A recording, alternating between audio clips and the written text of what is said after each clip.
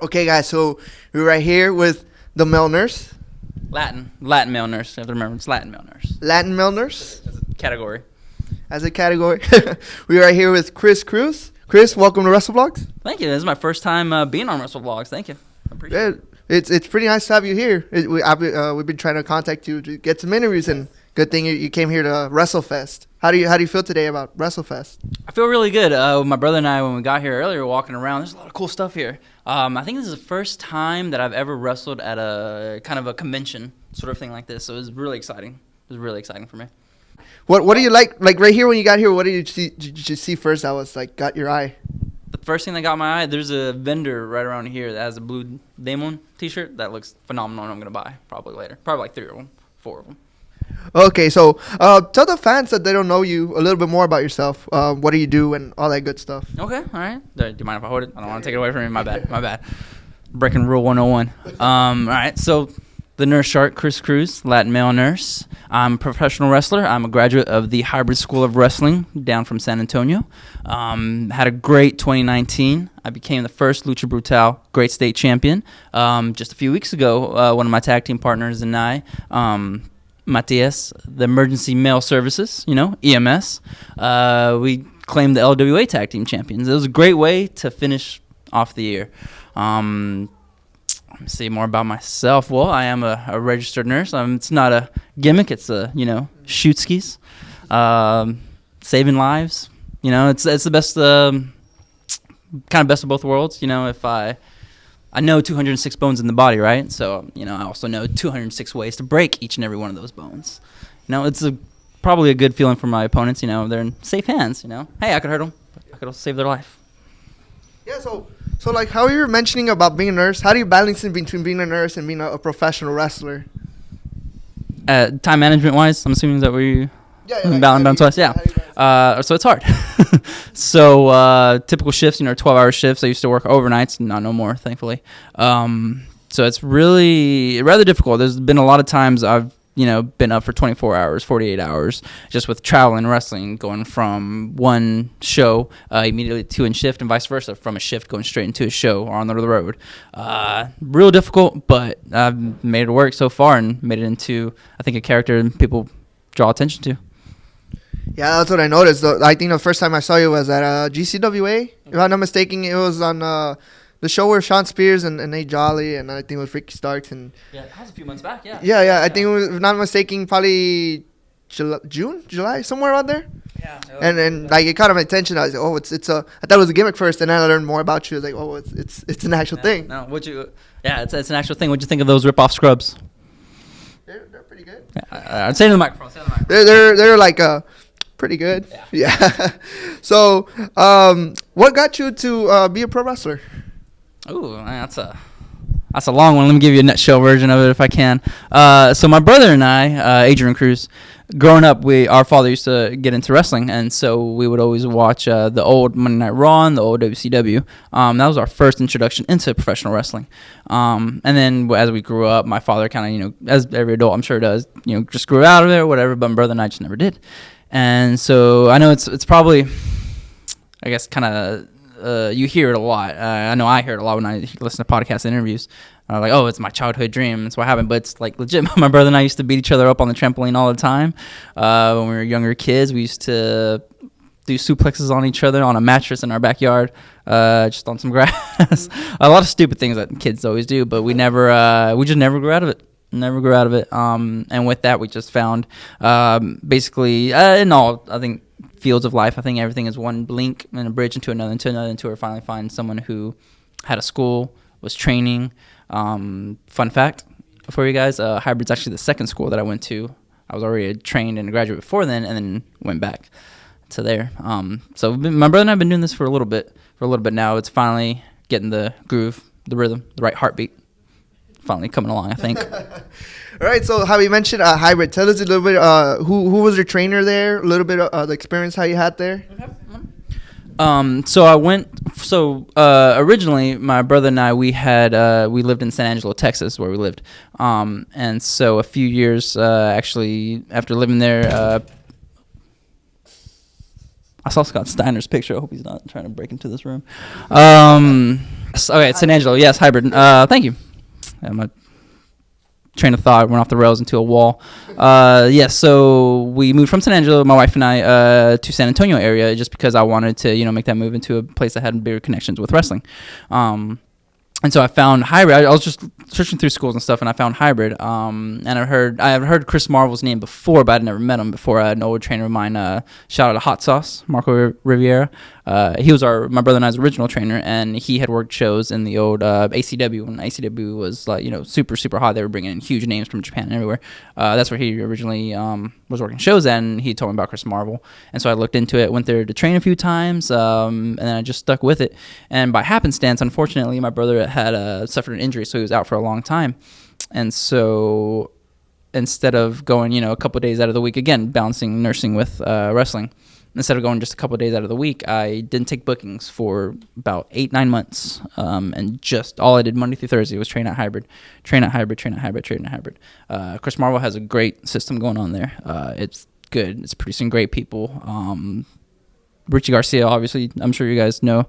I haven't seen Brandon Price. Jay Lynn is a great up-and-comer. Madison. I always say her name wrong. Rankowski. I always look like Mike Wazowski always. But she's great, too. It's producing a lot of great talent. He's got a good discipline, and they're in a good way, a good, safe environment. I think a lot of places, unfortunately, are... anybody with a ring can say, hey, we have a school, right? Yeah. I think it's definitely anybody looking to get into wrestling is probably the safest way, to get into it. So I loved it. Chris Marvel was great. Ricardo, we have had a head full of coaches through there. So Ricardo Rodriguez was one of the trainers there for a little bit. Funaki is still coming in now, is still with his obligations at WWE. And then Jazz is still there, and Roddy Mack. Got good people to learn from. Yeah. I think Hybrid should sponsor us because we're pretty giving compliments. You asked. I was trying to tell you. You asked me a question. I was just trying to. Yeah, no, that's fine. So pretty much you're saying you recommend people to go check out Hybrid if they're looking for a school. I would, yes, especially in the San Antonio area, Central Texas area. I would definitely recommend Hybrid to go. All right, so there you go, Hybrid School. We'll put it there. Okay. Do you have a little thing or like? Yeah, we could just put it there. Make like a heartbeat point up here. Point up there. Hybrid right there. All right, so let's talk a little bit more about your first match. When you had your first match, how did it go down? Is there since you're laughing, I'm pretty sure there's a funny story to it. Man. Okay, so way back when, and far West Texas, nothing around. My first match, I was 14. I was about to turn 15. And actually, how I have long hair now, I used to have longer hair. It was down all the time when I was training. One of the, of course, the people that we idolized, my brother and I, Matt and Jeff Hardy. And so I had super long hair, and sorry, I side trail a lot. So there was this girl that I liked, right, in high school, right, of course, 9th grade. I was like, hey, I'm having my first wrestling match ever. I was like, you should totally come. She was like, oh, I want to go if you cut your hair, right? And obviously thinking, oh, I'm not going to do it. That next day, I was like, it's gone. Don't talk to her anymore. But it was a funny story to at least get into because I was like, oh, man, she actually went. And that crowd, the, chock full crowd of 10 people was amazing. Wrestled my brother, actually. Beat the holy hell out of each other pretty good. I remember it was I actually talked about this in a different podcast as well. So of course, as much training as we did, right, clearly, and that's why I say go to a good wrestling school, because it's what prevented it. So it's just kind of trained as best as they could, best to the opportunity with what they had, but still we were probably unprepared to have a debut match. And I remember all kinds of things going wrong. The one that sticks out the most in me is I remember I went up for I was going to try to do a head scissors on him. And I went the opposite way, and it was awkward. Somehow he still flipped with it. It was worst match ever, probably. But I think we have it filmed in a tape now that you bring it to mind. I think I have it a tape somewhere in my parents' house. I'll bring it back. I'll bring up Watch the Pain Clinic. I'll put it up on there sometime. So you have a YouTube channel, if I'm not mistaken, correct? I'm sorry? You have a YouTube channel? Yes, I do. Yes, the Pain Clinic. Pain Clinic right there. Subscribe. Just make it like a heartbeat. So tell us a little bit more about it. Okay. So I started. I can't even remember who the first person was that mentioned it to me, but I was just filming small little promos because I was thinking, entwined with nursing. I was like, I can make goofy little medical things, and I have a great time doing it. I have a lot of fun doing it. If it doesn't make me laugh, then I don't bother doing it. I was like, well, what's the point then? Because I don't think it's funny. Why would anyone else think it's funny? And so I I do save lives. I do screw around a lot at work though. So in between times, if there's lulls, try to film something cool. And so just random, I'll brainstorm a lot of random ideas. I'll speak out loud with friends, my brother when we're driving on the road, anybody. If you can get, like, if you're saying a story or something, you hear a reaction out of somebody, it's like, oh, you should try to do it. Because somebody will think it's funny and entertaining as well. So I get to use a lot of props, thankfully. I haven't killed anybody yet by accident. Do my promos, but it's a good time. I like it. As a matter of fact, I need to do a couple more. I think I've gotten a little bit better. I tip my hat to you guys who do all this video editing, because that's hard work. I do it for like 3-minute long videos. I can't imagine like how long you guys are sitting there working on it. It takes time. Yeah, it takes a long time. But yeah, that's I try to put up as much. It's always in any sort of platform. I try to put up as much material. Right, we're our own business, and we try to advertise as much as we can. So that's just another way. If you like Latin male nurses, holler at your nurse, man. Pain clinic. Yeah, like how you mentioned, like if someone, like, you have to say something and someone reacts to it, laughs, so like it works. Yeah. I think that's where I learned it from. I was listening to the Gregory Iron podcast with Dunbar. What was it? The Billy Gunn Roll. So we're like, yeah, it's true. Yeah, well, he was pretty true about that. All right, okay, so let's talk about dream opponents. Any dream opponents you have in mind? Yes, as a matter of fact, I saw it the other day. I don't know if you guys, I'm sure you guys are super active on it. If y'all saw, Alex Shelley was with she does Time Splitters again and the Dusty Gold's Classic.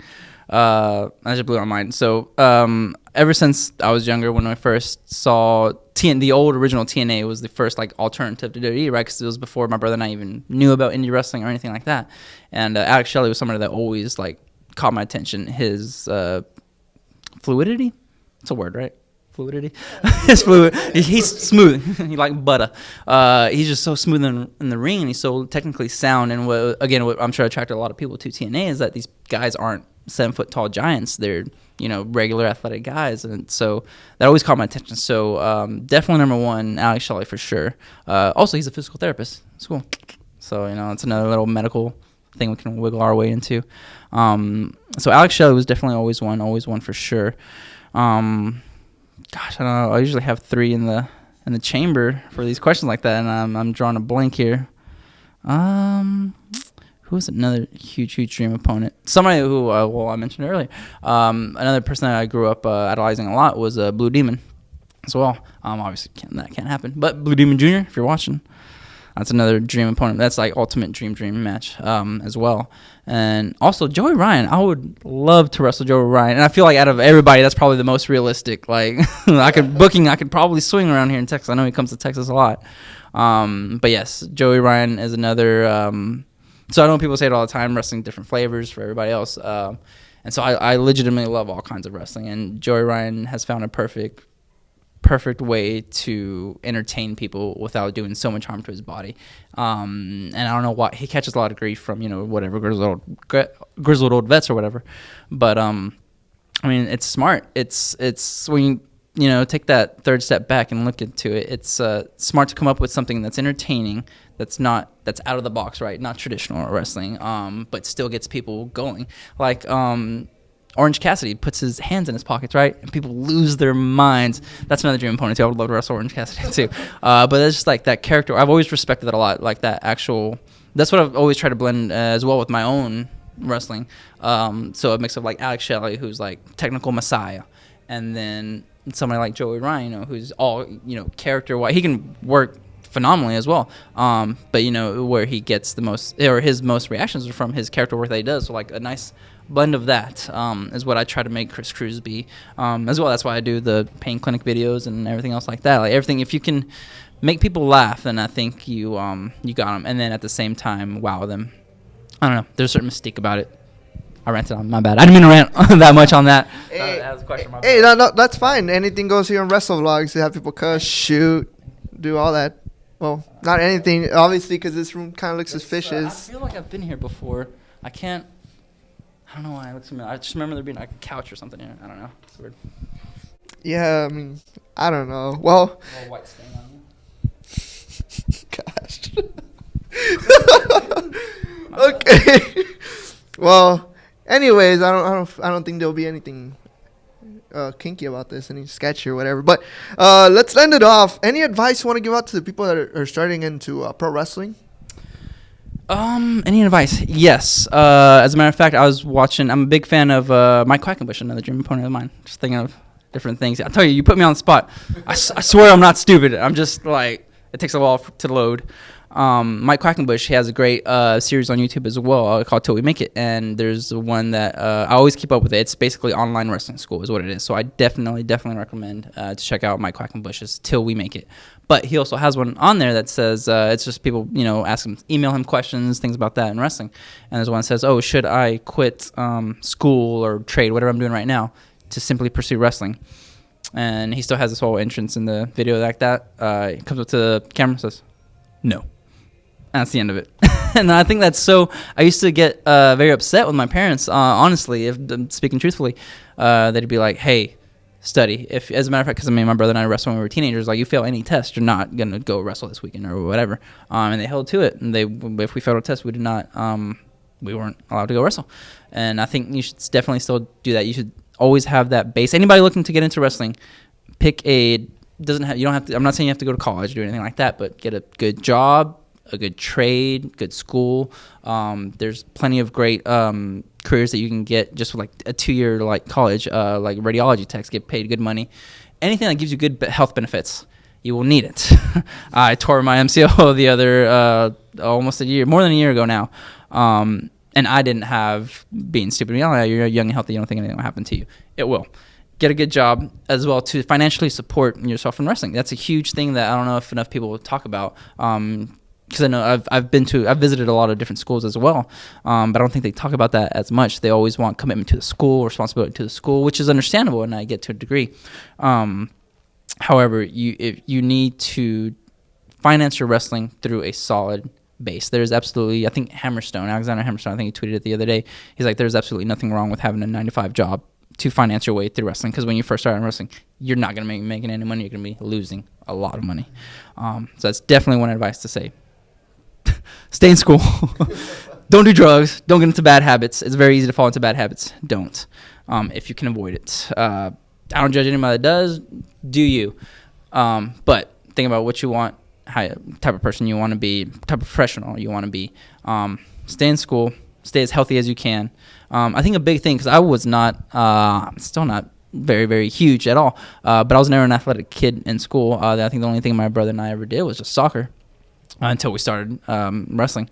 So definitely try to find something that you can get. I would recommend gymnastics or anything like that. I'm speaking as if these kids are teenagers, because I'm thinking about myself. But anybody, get into some sort of physical thing first before you get into a wrestling school, because that'll make your transition so much more. I've been in classes with people next to me who are like gymnasts or ballet dancers even, something. And their transition into wrestling is just so much more fluid. They already have that like rhythm and timing down in their head. So it makes it so much smoother. But even if you don't do any of that, at the very least, I guess the one takeaway from this would be to, like I said earlier, find a reputable wrestling school, do your time, and leave. I don't think, and that goes out to any school, period. I don't think you should stay there at any place forever. You should never be in a place for too long. Get as much as you can out of it, give back what you got, and then move on your way to the next chapter. Every chapter ends and you need to do something different, or else I feel like you get stagnant. And that's what I always worry about, honestly, myself. Like, you just get stagnant. That's why I'm always I'm trying to think of something new, something intricate, like my videos or a promo or something like that. Definitely that's probably one of my biggest fears as well, of staying stagnant. Definitely never want to do that. So can you do like low numbers recap? Stay in school, get healthy, and find a reputable wrestling school. Alrighty? I think that would be the best advice that I would give. There you go. There you have it, guys. Some great words from Chris Cruz. Where can the fans follow you on social media? Oh. So I do have a Pro Wrestling Tees link that I never do. Search, wherever it is, Pro Wrestling Tees. The Cruz ER weight. Chris Cruz or Chris Cruz. It comes up. They have an odd search. It comes up with different things. But Pro Wrestling Tees. I do have a Twitter, Chris Cruz 1031. Instagram, Chris Cruz 1031. My Facebook, easy, Chris Cruz. I think that URL, if you're that into it, I think it's Cruz ER weight as well. That one. Yes, any social media, and I respond to pretty much anything. I have a couple of fans always hit me up. I try to, granted I'm a very busy guy, I'm not trying to leave you guys on read. English is my first language. Latin is. So just hit me up. Yeah, always say hi, and by all means, got plenty. I got new shirts coming up as well. I'm working on with a buddy of mine who designs shirts. I'm going to get new shirts coming up for 2020 as well. All right, so stay tuned for his social medias for that. Thank you so much for taking your time, Chris, and hope you enjoy WrestleFest today. Thank you. I'm going to have a great time. Why is your pulse so high? Calm down, man. You're sweating.